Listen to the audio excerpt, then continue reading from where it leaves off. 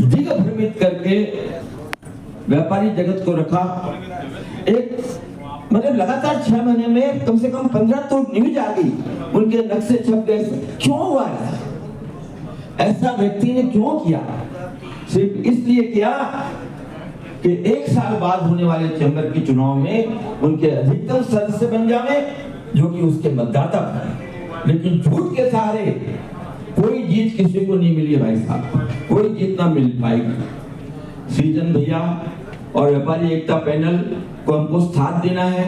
उनके बहुत सारे मेंबर बन गए हैं, उनको भी वास्तविक स्थिति बतानी है कि ये होलसेल कॉरिडोर जैसा सृजन भैया ने बताया, वो बनाएगा तो उसको बनाएगी तो एनआरडी ही बनाएगी, उसको कोई व्यक्तिगत संस्था नहीं बना पाएगी। मैं जब एमडी साहब से मिला और उनको बोला भाई 2000 एकड़ जमीन होलसेल कॉरिडोर वाले बोल रहे हैं, 2000 एकड़ जमीन तो बोले हमारे पास है ही नहीं।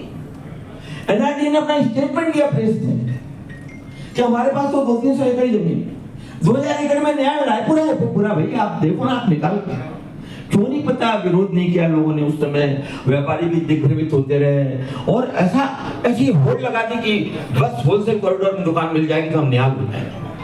होलसेल कॉरिडोर भैया, वहां पे जो नया रायपुर कब बसेगा, कब नहीं बसेगा, व्यापारियों का पैसा फंस जाएगा, ये सब बातें सोचा ही नहीं।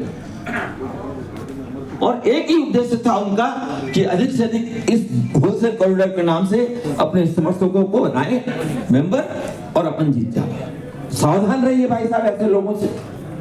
और व्यापारी एकता पैनल के जो लोग हारे हुए लोगों का भी सम्मान करते हैं, गले लगाते हैं, ऐसे लोगों का साथ दीजिए। हम अभी थोड़े दिख रहे हैं लेकिन हम जीतेंगे।